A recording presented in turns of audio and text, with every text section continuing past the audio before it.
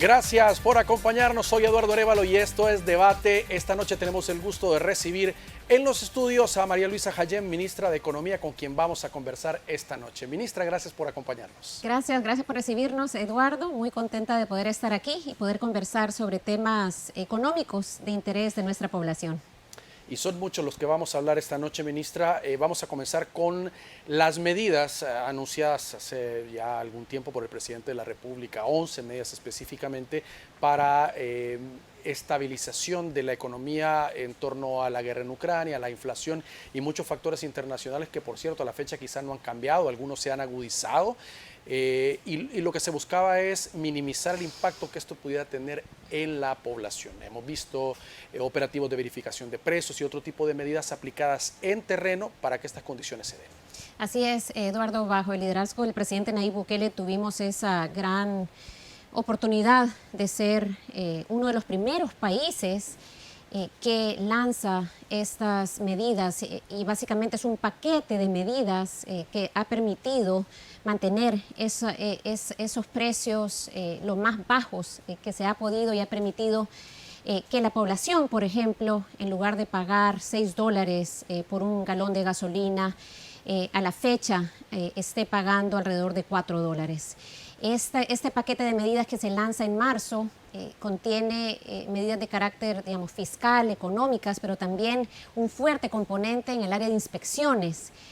que al final ha mostrado ser de mucha utilidad para que no existiera especulación, para que no existieran abusos, y es así como a la fecha El Salvador ocupa ese posicionamiento como uno de los países de América Latina con los niveles más bajos de inflación, comparados con países. Quizás una de las comparaciones más significativas es con Argentina, con un nivel de inflación de 71%. Digamos, otros países como Chile, un 13%, y El Salvador se mantiene en alrededor de 7% en su inflación, y nada menos, hemos visto incluso reducciones de un mes a otro, de junio a julio, hemos visto una reducción de 0.4 puntos porcentuales en la reducción, que es un fenómeno que es distinto a lo que sucede en otros países. Todo esto gracias a este paquete de medidas integrales que al final es como trabajamos desde el gobierno del presidente Nayib Bukele. Las problemáticas están ahí, hemos atravesado varias problemáticas, varias crisis que son ocasionados por factores externos, pero como gobierno estamos atendiendo todas estas recientes crisis y descuidos del pasado, de falta de acción del pasado, los atendemos con acciones que forman parte de planes integrales, que estoy segura ya tendremos la oportunidad de conversar, como es el trabajo que realizamos para facilitar el comercio y el trabajo que realizamos para facilitar la inversión también. Por ejemplo, en el caso de los combustibles,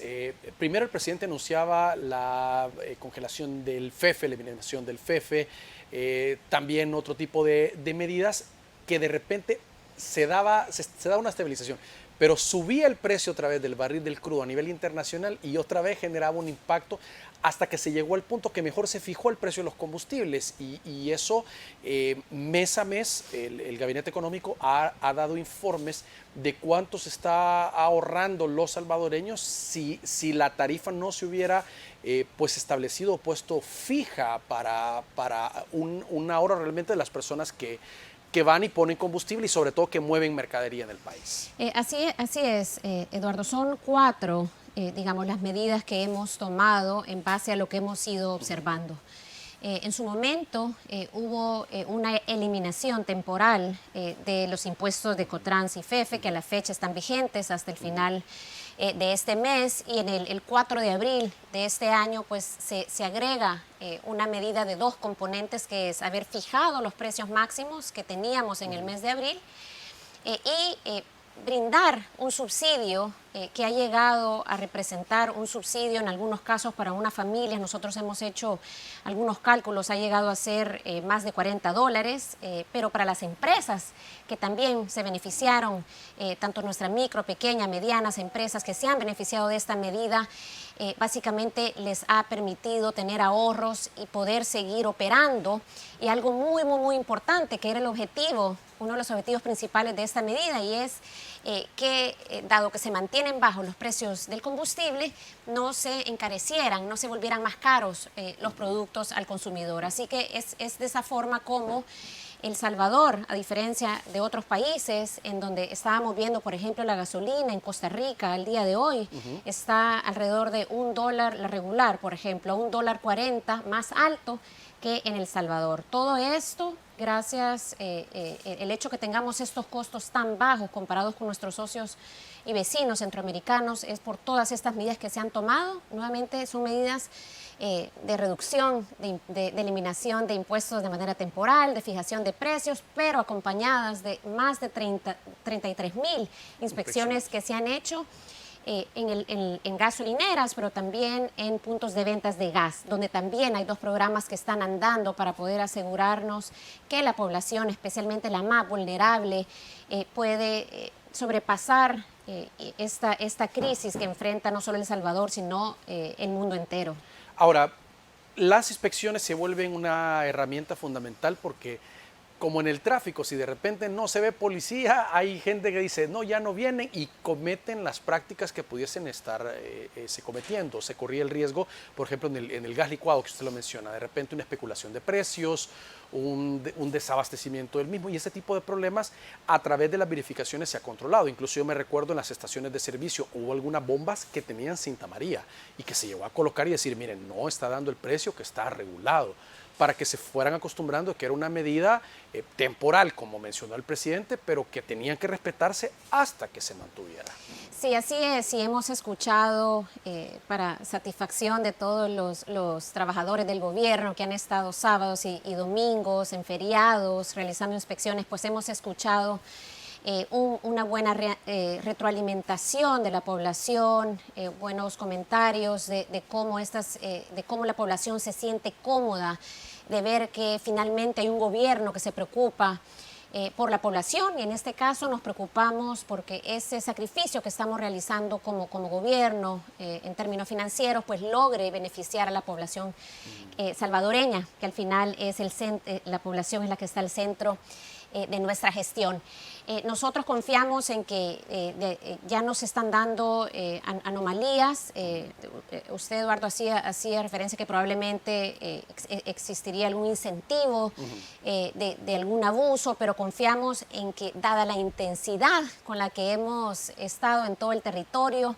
nuevamente más de 33,000 inspecciones, hemos hecho solo en gasolineras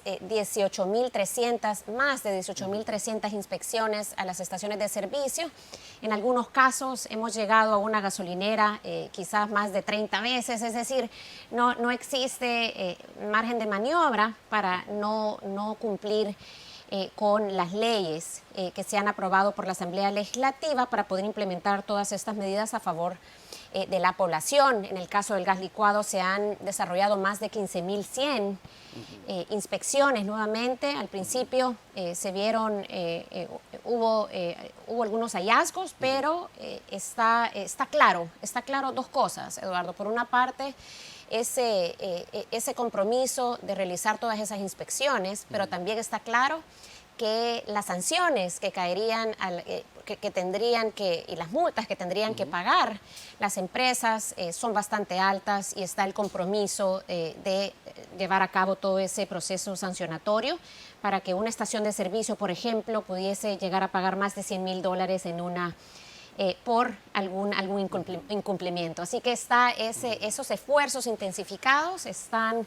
leyes claras con multas establecidas y todo el compromiso del gobierno de llevar esos procesos sancionatorios para poder digamos, establecer todas esas multas que fuesen necesarios si es que ha habido un incumplimiento. Muy bien, hemos hablado de combustible, gas licuado, pero otras medidas que el presidente anunció, la eliminación de importación de aranceles de impuesto a productos específicos o materias primas para la elaboración de alimentos o que son utilizados para un producto terminado,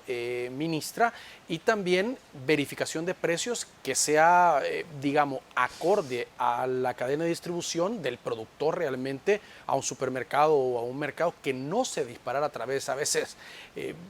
por los intermediarios o los márgenes que puedan tener y distorsionar a esto el mercado. Sí, así es. Esa medida, consideramos, ha tenido un impacto positivo en el sentido de que productos, por ejemplo, como el arroz, maíz, fertilizantes, que son tan importantes para nuestra población, se han podido internar a nuestro país sin tener que pagar aranceles, y con eso nuevamente evitar esa presión a la alza que se pudo haber dado si estas medidas no se han implementado. Así que es así como que ha existido en realidad una conexión y un trabajo articulado entre nuestras aduanas y la Defensoría del Consumidor, el Ministerio de Agricultura, para asegurarnos que esos beneficios, digamos, que se dan a las empresas importadoras se traslade en beneficios también para la población. En este caso, una medida más que evite que hayan presiones a la alza en los precios. Es decir, todas estas medidas fueron pensadas para poder, por una parte, estabilizar los precios de la gasolina, los precios del diésel, los precios de la energía también, los precios del gas licuado, y todo esto con el objetivo de que no hubiese una presión a la alza, y al día de hoy con satisfacción podamos decir que nuestra inflación está ahora, hemos visto esa reducción de junio a julio, vimos unas variaciones a la baja también anteriormente, algo que no se vio en otros países. Todo esto gracias a este paquete integral de medidas que de no haberse sido adoptadas, Eduardo, nuestros hogares salvadoreños hubiesen desafortunadamente pasado por momentos complejos. Igual lo mismo, un salvadoreño que trabaja repartiendo comida en su motocicleta, los costos tan altos del combustible le hubiesen impedido quizás en algún momento poder continuar con este trabajo. Así que desde cualquier perspectiva que nosotros lo veamos, ayer tuve la oportunidad de conversar con una asociación de comercio de nuestro país y decían también, gracias a estas medidas tomadas por el gobierno, es que ahora estamos en esa situación tan positiva en cuanto a distintas variables económicas como las exportaciones, las importaciones, la inversión. Todo sigue andando, todo sigue creciendo, todas estas variables, gracias a todas estas medidas que se han tomado. Pero también es importante resaltar que las medidas que se tomaron para atender la pandemia, la cobertura rápida de la vacunación,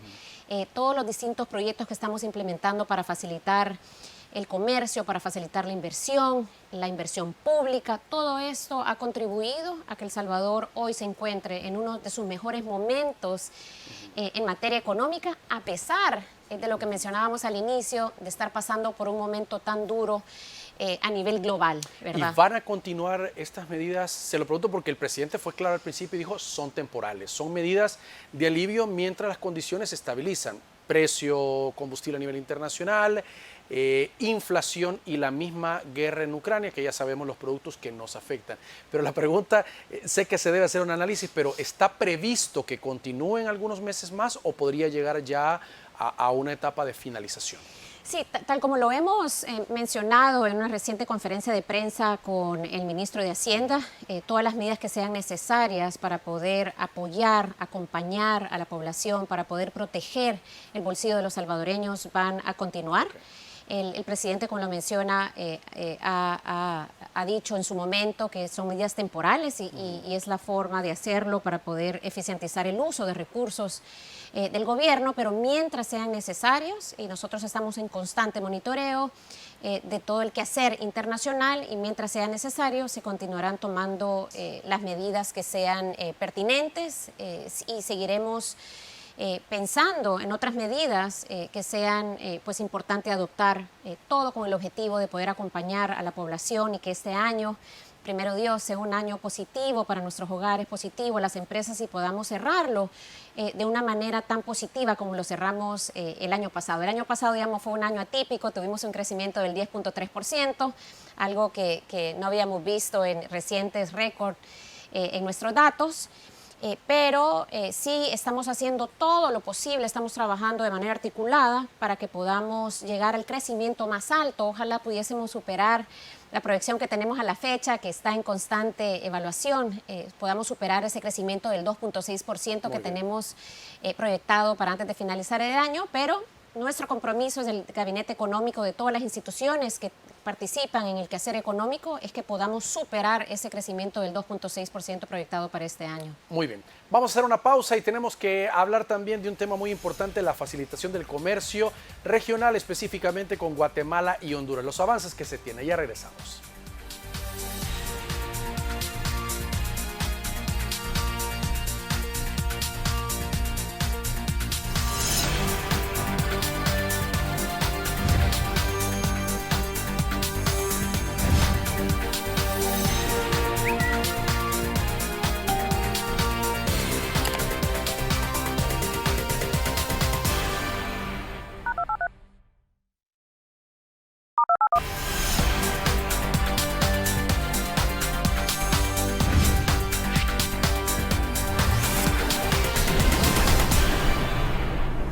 Muy bien, gracias por continuar con nosotros. Estamos conversando esta noche con la ministra de Economía y decíamos hay una apuesta a la facilitación del comercio junto a Guatemala y Honduras, ministra, en un proceso de integración profundo, o sea, que se llegue a concretar después de tantos acuerdos, negociaciones que se han tenido en los últimos años y que ha habido avances, pero muy poco, y realmente es importante que como bloque podamos ser fuertes para negociar con Europa, con Sudamérica, con Norteamérica, para obtener mejores beneficios para la región. Así es, Eduardo. Este es un tema definitivamente ganador, que desde cualquier punto de vista, de donde lo veamos, va a traer beneficios a las empresas, pero al final todo esto redundará y generará más y mejores oportunidades para los salvadoreños. Así de claro lo vemos. En la medida que nosotros estemos más integrados en nuestras aduanas, en la medida que haya facilitación de comercio, en esa medida los inversionistas van a ver a la región centroamericana, en este caso a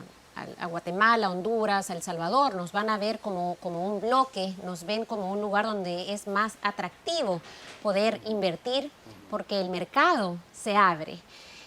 Es así como estamos implementando diversos proyectos para poder facilitar el comercio y poder integrarnos. Estos proyectos se implementan en distintos niveles. Tenemos un Comité Nacional de Facilitación de Comercio que trabaja para que todo se facilite al interno de nuestro país. Hay 13 instituciones de gobierno que trabajamos día a día para poder alcanzar la mayor facilitación del comercio, es decir, que la tramitología ya de una vez por todas no sea una barrera para el comercio, que tengamos más competitividad. El segundo nivel es el trabajo que hacemos para poder integrarnos en este proceso de nuestras aduanas con Guatemala y Honduras. Y el siguiente nivel pues, son todas esas medidas de facilitación de comercio que implementamos con Centroamérica, con todos los países de Centroamérica. La semana pasada fue una semana en realidad bastante productiva, porque nada menos tuvimos la oportunidad de tener nuestra reunión del Comité Nacional de Facilitación de Comercio para evaluar el avance que hemos tenido en el segundo trimestre del año, y con mucha satisfacción vimos más de un 83% de avance en todo el trabajo que venimos haciendo. Nuevamente, 13 instituciones del gobierno con el insumo y el apoyo también del sector empresarial. Este 83% de avance se suma a más de 80 medidas que ya se han logrado finalizar y completar en lo que va del transcurso de la administración del presidente Nayib Bukele. Así que El Salvador incluso se ha posicionado a nivel internacional. Hay un estudio que publica recientemente las Naciones Unidas, el área que trabaja en comercio e inversión, y ahí pues pone a El Salvador como uno de los países que está manejando de mejor forma todas las gestiones de facilitación de comercio arriba de países como Chile, México y Perú. Y aquí estamos hablando, ministra, no solo un beneficio, digamos, para negociar tratados de libre comercio con el resto de fuera de Centroamérica, sino entre nosotros mismos, porque los volúmenes de comercio entre Guatemala, Honduras y El Salvador pues son muy altos. ¿Y qué se quiere requerir? Utilizar tecnología y reducir la tramitología, es decir, que esos furgones que a veces se ven parados horas en las fronteras, pues no, pasen de manera expedita. Así es, Eduardo, y ese es justo el siguiente nivel de trabajo que estamos haciendo, nuevamente de la mano con el sector empresarial y con los ministros de Economía de Guatemala y Honduras, pero también con los ministros de Relaciones Exteriores. Están participando en este proceso las direcciones de migración, las direcciones de aduanas, las direcciones de impuestos internos. De verdad es muy satisfactorio ver cómo en estas reuniones hay casa llena, como decimos, en el sentido de que las distintas instituciones involucradas en ese tránsito de mercancías entre nuestras fronteras está comprometido, presente para poder avanzar en esta integración. Básicamente, yo resumiría, digamos, tres pasos importantes en esta integración profunda. Por una parte, el poder hacer todo digital, digitalizar todos los procedimientos. Por otra parte, que nuestros puestos fronterizos tengan toda la infraestructura que necesitan para que exista eficiencia en el traslado de las mercancías, y por otro lado es la integración de los puntos fronterizos. Este punto es muy importante porque lo que permitirá es que los transportes no tengan que pasar por, voy a dar el ejemplo, nuestra frontera del Amatillo entre El Salvador y Honduras. Doble puestos. Hoy por hoy los transportes tienen que pasar por ambos puntos fronterizos, y gracias a este proceso de integración profunda, gracias a la digitalización y gracias al desarrollo en la infraestructura, ahora se estaría, en el caso del Amatillo, se está planificando que el equipo de Honduras pase a nuestro puesto fronterizo y desde ahí se va a poder manejar y facilitar todo el tránsito de las mercancías, de más del 99% de las mercancías que circulan entre los países que, como bien mencionaba Eduardo, somos los países que tenemos un alto nivel de comercio. Así que este proyecto, estamos seguros, tendrá un impacto bastante positivo. Y algo que quisiera resaltar es el hecho de que los astros se han alineado en el sentido de que tanto el gobierno de Honduras como el gobierno de Guatemala están también alineados a El Salvador, y estamos todos trabajando para poder alcanzar los mayores objetivos en el menor plazo posible. Ejemplo de ello es que este jueves estamos yendo con la directora de aduanas de El Salvador, el director de aduanas de Guatemala, la Secretaría de Integración Económica Centroamericana también estará presente en el puesto fronterizo de la Chadura entre El Salvador y El Salvador y Guatemala, y en ese momento estaríamos echando a andar un proceso de digitalización mediante el cual las empresas van a poder completar toda la información relativa al transporte, el movimiento de su mercancía, y a la hora de llegar a la frontera el paso va a ser el más ágil que se ha experimentado en las últimas décadas, me atrevería a decir. Este proyecto depende no solo del trabajo del gobierno, yo creo que esto es bien importante decirlo. Ya se han hecho pruebas pilotos en las cuales participa el Banco Central, nuestras aduanas y las instituciones contraparte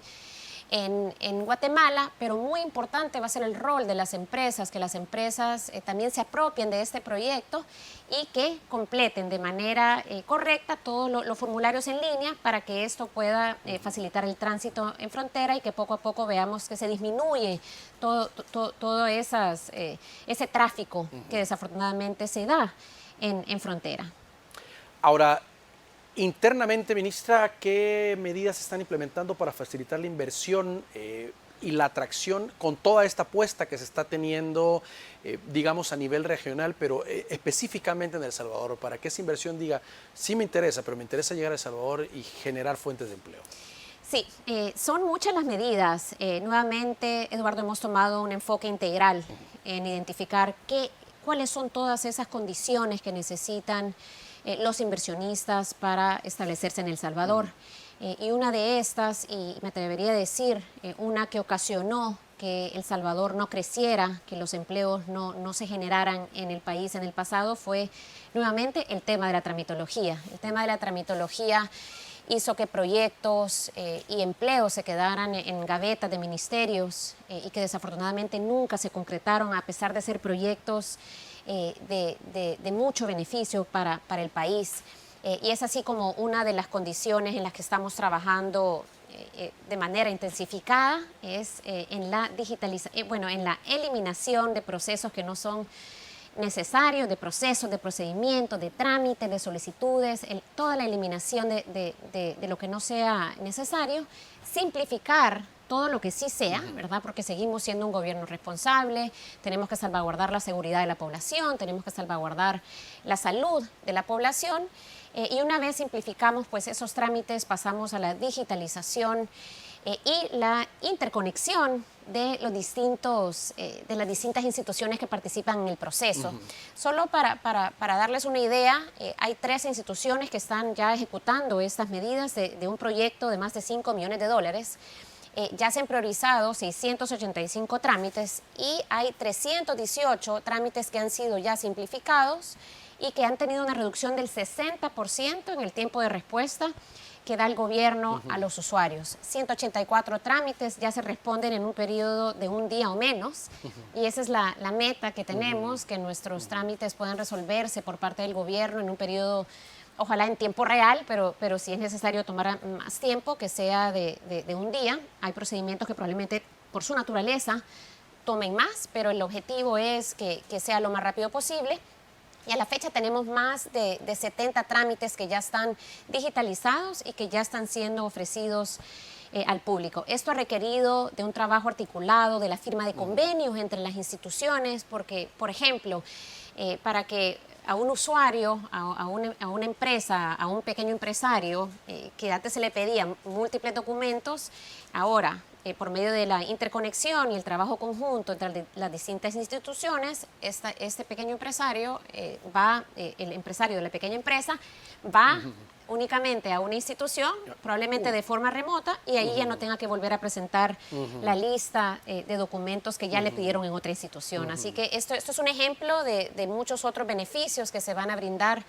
a los inversionistas. Pero también ahora, esto no solo beneficia, digamos, a los inversionistas directamente, sino el mismo comercio nacional. Es correcto. Tanto las medidas de facilitación de comercio como las medidas de facilitación de inversión están encaminadas a poder facilitar todo el comercio y la inversión a nivel local. Es decir, que no estamos, digamos, brindando algún trato diferenciado. Nuestro enfoque es transversal y todos los sectores, todas las empresas, no importando su tamaño, no importando si son locales o internacionales o una combinación, tendrán la oportunidad de hacer todos sus trámites de la manera más ágil, desde el establecimiento de una empresa hasta la operación y todo lo que se requiera para poder crecer. Y ese es el objetivo que hemos tenido desde el inicio en todo este proceso, de que existan todas y cada una de esas condiciones para que nuestras empresas, nuevamente, micro, pequeña, mediana, grande, multinacional, local o regional, tenga toda la facilitación para poder establecerse, operar y crecer en el país. Porque realmente las que mueven la economía, la que mueve la generación de empleo, son las micro y las pequeñas empresas, numéricamente hablando, aunque las otras puedan facturar más, pero ahí está el comercio diario. Así es, ahí es donde se genera la mayor cantidad de empleos, ahí es donde se genera ese dinamismo. Sí. De nuestra economía, y es por eso que nuestras micro y pequeñas empresas están al centro de nuestro trabajo desde la perspectiva económica. Y hay un sector muy importante con el que estamos trabajando muy de cerca, y son nada menos nuestras pequeñas empresas, nuevas empresas que utilizan tecnología en sus modelos de negocios, que tienen un componente de tecnología importante en su sueño, en su idea de su empresa. Y es así como hemos ya desarrollado alianzas con 50 instituciones, tanto locales como internacionales, para asegurarnos que esas empresas, que sabemos que tienen un alto potencial de crecimiento, no solo local, pero internacional, puedan ser exitosas y cuenten con todo lo que requieran para poder salir adelante. Me refiero a asistencia técnica, mentorías, financiamiento, acceso a capacitaciones gratuitas. Todo eso lo estamos trabajando para que nuestras empresas, en este caso específico, que son del sector de tecnología, puedan tener todas tecnología, pero combinado con otros sectores. Pueden ser empresas fintech, por ejemplo, empresas que incorporan los servicios financieros y el uso de la tecnología. Todas esas empresas tengan todo lo que requieran para poder probar sus productos y asegurarnos que puedan ser exitosas a nivel internacional. Muy bien, vamos a hacer una pausa y al regresar vamos a hablar también de este concepto, ministra, de los ecosistemas de emprendimiento innovadores del país. Hablábamos en la pausa que el mundo se queda pequeño cuando alguien tiene una computadora, habla 2 idiomas y puede hacer comercio en El Salvador, así como en la India, Estados Unidos o en cualquier parte del mundo, y El Salvador ha tenido muy buenas experiencias de emprendedores en ese sentido. Así que vamos a regresar hablando de ello. Ya regresamos.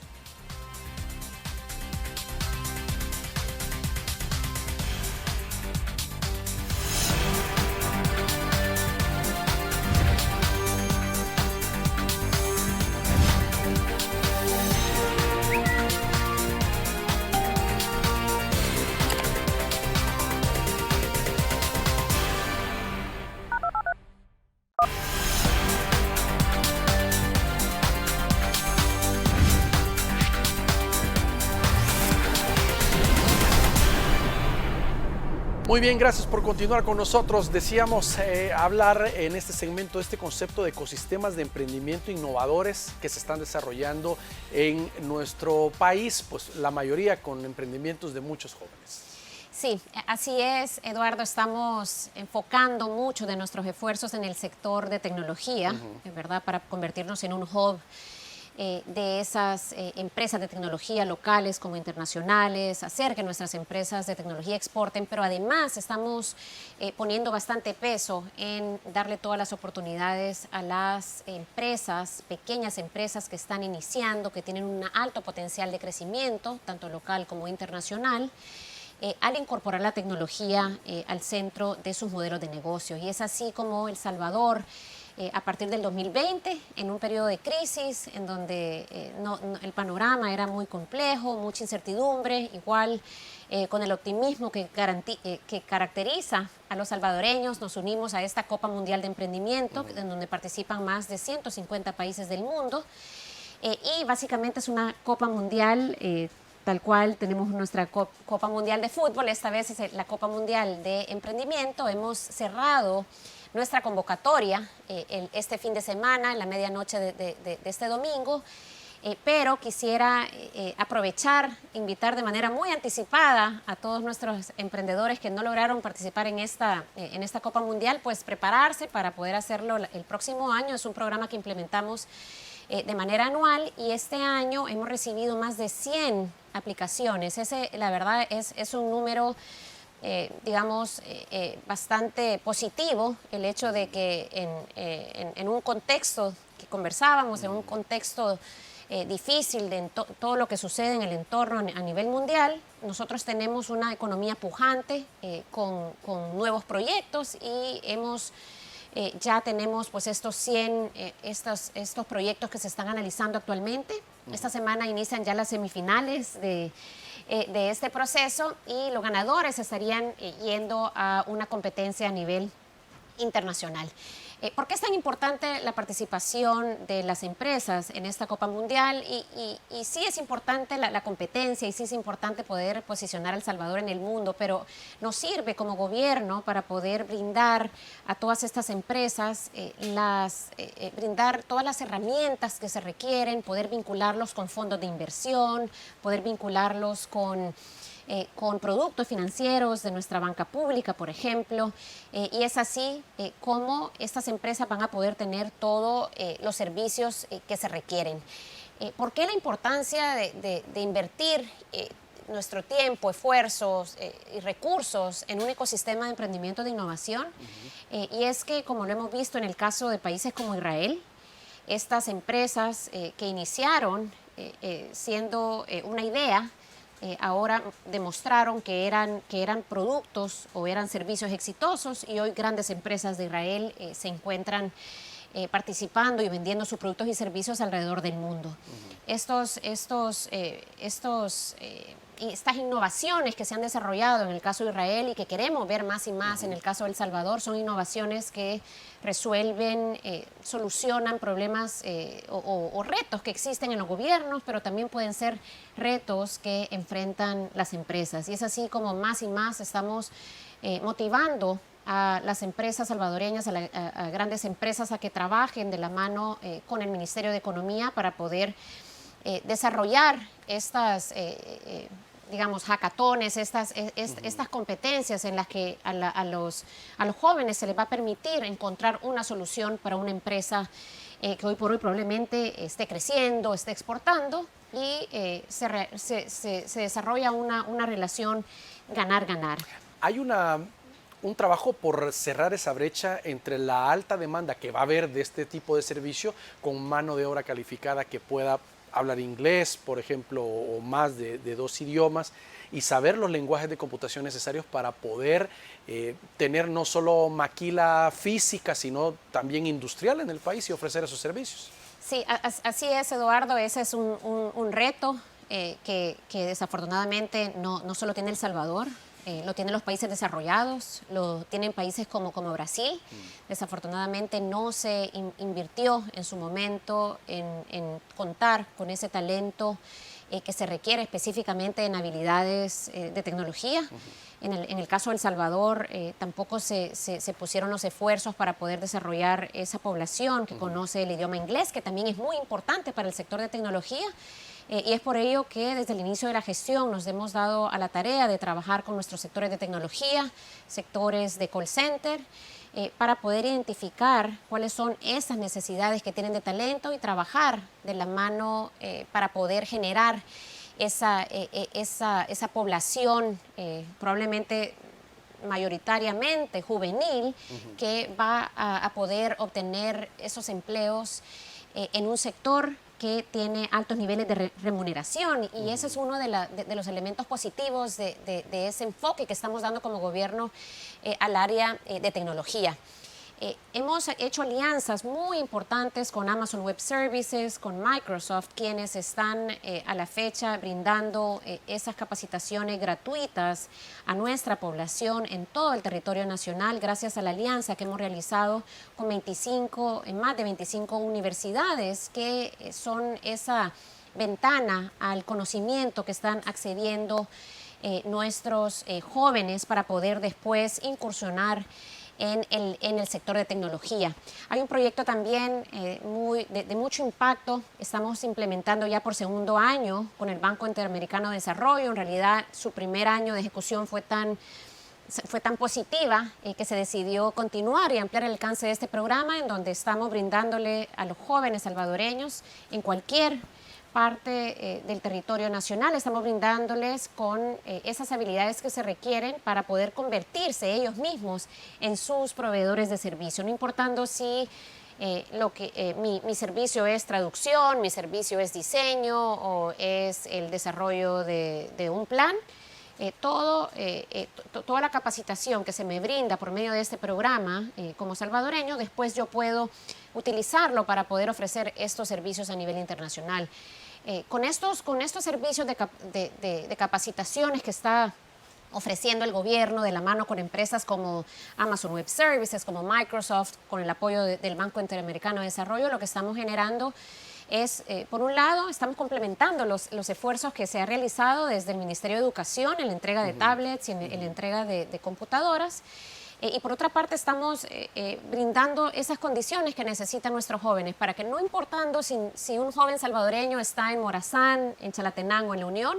puede entrar a su computadora y poder capacitarse para luego convertirse en proveedores de sus propios servicios. Esto no es una idea, ya estamos viendo salvadoreños que están brindando servicios hasta en Vietnam, eso lo vimos en Venezuela, Estados Unidos, estamos viendo que los salvadoreños están brindando sus servicios de manera individual alrededor del mundo y estamos seguros que hay un gran potencial y es por eso que estamos intensificando los esfuerzos de capacitación. Al día de hoy este día, por ejemplo, estamos capacitando a 3.000 jóvenes. 3.000 jóvenes están siendo parte de estas capacitaciones de la mano con Amazon Web Services. Así que consideramos que es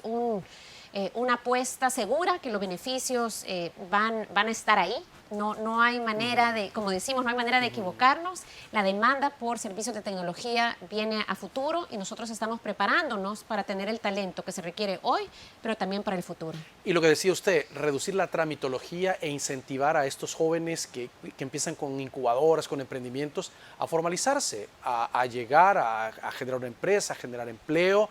Y al obtener esto, primero obtiene recursos de una institución financiera, puede recibir este tipo de asesoría, este tipo de prácticas o mentorías incluso para poder hacer crecer su negocio. Así es, y ese es el enfoque, Eduardo, de todo lo que hacemos desde el gobierno y desde el Ministerio de Economía, es analizar cuál es la problemática, cuál es la limitante, y a partir de eso poder determinar cuáles son todas las herramientas, todo el trabajo que el gobierno debe de hacer, por supuesto que con el insumo del sector empresarial y de la mano con el sector empresarial y con el apoyo del sector empresarial, para asegurarnos que unimos esfuerzos para alcanzar el mayor resultado posible. Quisiera compartir que este esfuerzo que estamos realizando en el sector de tecnología y sector de centros de llamadas, también lo estamos realizando con otros sectores más tradicionales, porque esta brecha entre el empleo, entre la demanda y la oferta de empleo está presente desafortunadamente en distintos sectores, y estamos trabajando con universidades como UNICAES para que se puedan capacitar cada vez más jóvenes y que la falta de talento no sea un impedimento para que nuestras empresas crezcan. Muy bien, vamos a hacer la última pausa del programa y al regresar vamos a hablar de datos específicamente de crecimiento económico, las exportaciones y las importaciones también, la balanza comercial de nuestro país. Ya regresamos.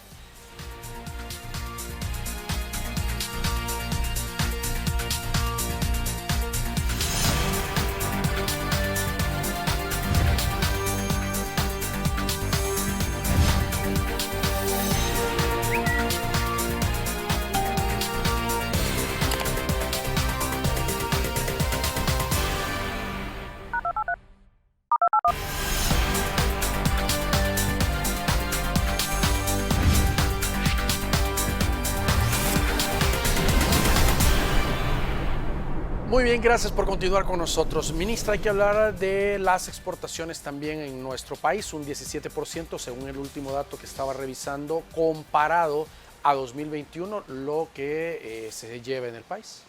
Sí, así es, Eduardo. Todas estas medidas que hemos conversado esta noche y todas esas acciones que se han tomado en áreas de salud, en áreas de educación, en el área de seguridad, bastante importante que el área de seguridad, hacen que el día de hoy El Salvador tenga una economía dinamizada y eso se refleja en este nivel de exportaciones que estamos viendo a julio de este año. Ya el año pasado nosotros habíamos cerrado un año con las exportaciones más altas que habíamos visto en nuestra historia, y ahora estamos viendo que sobre esos niveles récord del año pasado nosotros estamos por encima. A julio de este año nosotros estamos viendo que llevamos más de 17% en exportaciones de lo que llevábamos en esta época, en este periodo el año pasado. Hay más de 60 empresas que se unen a ese universo de empresas exportadoras que están ahora exportando a nuevos destinos alrededor del mundo. Es decir que no solo el nivel macro es el positivo, en el sentido de que incrementa nuestras exportaciones en un 17%, pero también incrementa el número de nuestras empresas y también incrementa el destino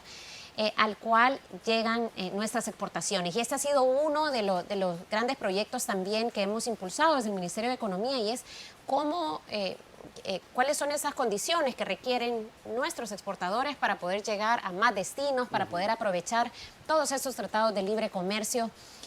que se han negociado en el pasado, pero de verdad poder aprovecharlos. Y es así como ahora estamos viendo ya estos frutos, ¿no? Ahora, se puede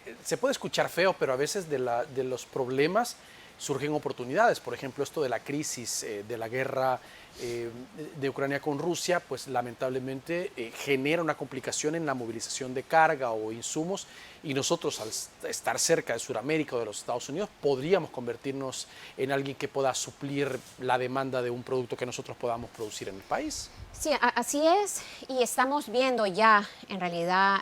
incremento en y expansiones en nuestras empresas, por ejemplo, de textiles. Hace poco escuchábamos la muy buena noticia que hay 4 empresas que se suman en el sector textil y confección, que se suman a las empresas que se están ampliando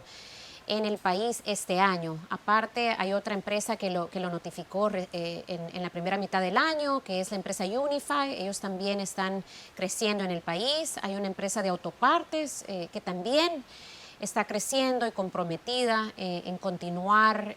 creando más empleos y más oportunidades en el país. Hay también empresas de alimentos y bebidas que están incrementando su capacidad. Y también es importante compartir que las importaciones de bienes han mostrado un incremento bastante significativo de un 24% a julio de este año. Probablemente en el pasado se hubiera pensado, uy, quizás esa es una mala noticia, pero lo que estamos viendo es que mucho de este incremento proviene de bienes, de insumos que van a ser utilizados para la producción, tanto local como internacional. Y también estamos viendo que 15.7% del total importado a la fecha es de maquinaria. Es decir, lo que se consideró en el pasado, de ese crecimiento que era un efecto rebote de la crisis y tal, es el hecho que nosotros veamos que nuestras importaciones haya importación de maquinarias en un nivel de 15.7%, nos da la señal clara que las empresas están incrementando su capacidad, comprando maquinaria nueva para poder cubrir una demanda que se incrementa en el tiempo. Y el sector textil es uno de los sectores en el cual nosotros estamos poniéndole también mucha fuerza, porque es un sector que, dada el distinto contexto geopolítico y los intereses de empresas de Estados Unidos de estar más cerca, que sus proveedores estén más cerca de Estados Unidos, esto coloca a El Salvador en un lugar privilegiado, y estamos trabajando de manera articulada con distintas instituciones de gobierno para asegurarnos que esas empresas escojan a El Salvador como el país en donde crecer, o probablemente sean empresas nuevas y que vean El Salvador como el país a donde establecerse. El presidente ponía un tuit un día de estos y decía, se han creado 70,000 nuevos empleos, decía, y pasamos de importar energía a exportar $900,000 y ahora llega a 31 millones, decía. Sí, así es. Estamos viendo las distintas cifras de empleos. Por ejemplo, 60,000 empleos solo entre mayo del año pasado y mayo de este año. Esos son cifras bastante positivas. Estamos viendo que El Salvador pasó de ser un país meramente importador de energía. Ahora nosotros con todos estos proyectos que se han logrado sacar adelante gracias a la eliminación de la tramitología y el acompañamiento que se le ha dado a las empresas, nosotros hoy pues con mucho orgullo podemos decir somos un país exportador de energía, algo que hace 3 años creo que nadie lo hubiera creído, quizás se hubiera reído de nosotros, y hoy estamos en esta posición. También el año pasado marcamos ese récord de 18.4% de inversiones en respecto a nuestro Producto Interno Bruto. Nuestra inversión creció en 37% entre el 2020 y 2021. Son todas las cifras que nosotros estamos analizando, nuevas inversiones que se vienen ahorita en los próximos meses, y otras que se han establecido recientemente, como la alianza entre Blink Charging, por ejemplo, y la empresa AES, la empresa distribuidora de energía, que hará que existan electrolineras a lo largo de todo el territorio nacional, empresas de cemento que están ampliando o están abriendo operaciones en el país, la energía que está creciendo en su producción. Todo esto da señales claras que los inversionistas están viendo oportunidades en el país, ya que Estos sectores que comento, como energía y cemento, son insumos para el crecimiento de un país y esas son las empresas que se están ampliando en El Salvador. Así que todo esto pues lo vemos con mucha satisfacción, pero la razón por la que nos llena de esa satisfacción es porque todos estos proyectos que se generan dada la implementación en materia de facilitación de comercio e inversiones va a redundar al final en más empleos para los salvadoreños, mejores salarios y lo más importante para todo el gabinete del presidente Nayib Bukele y para el presidente, por supuesto, es que los salvadoreños tengan una mejor calidad de vida, un mejor bienestar y a eso es lo que nos estamos dirigiendo. Ministra, la última pregunta en el tema de la Digestic. Pasa del Ministerio de Economía hacia el Banco Central de Reserva, es una herramienta muy importante y se generó un poco de preocupación que fuera a desaparecer la Digestic y que ya, ¿qué pasa con los datos, la estadística, encuestas de hogares, propósitos múltiples, una de turismo que viene recientemente? ¿Qué va a pasar con la institución?